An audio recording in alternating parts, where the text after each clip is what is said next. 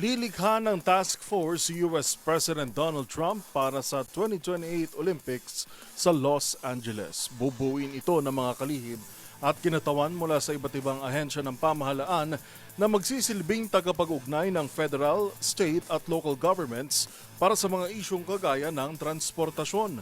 Tutukan ng report ni Matchpoint Millie Borja.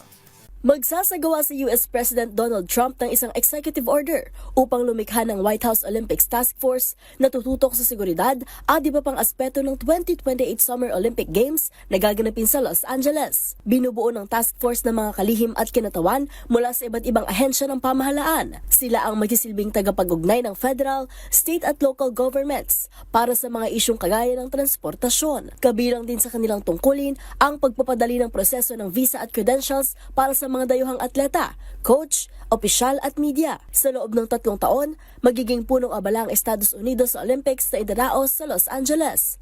Ayon kay White House Press Secretary Caroline Leavitt, malaki ang ginagampanang papel ni Trump noong una niyang termino sa pagkakapanaig ng Amerika bilang host ng 2025 Summer Olympics. Dagdag niya, itinuturing ng presidente na isang karangalan ang pangunahan ng paghahanda para sa global sports event na ito. Nauna nang naging host ng Los Angeles noong 1932 at 1984. At yun ang mga latest updates sa mundo ng sports. Para sa MBC TV Network News, ito si Millie Borja ng DZRH TV, una sa Pilipinas, una sa Pilipino.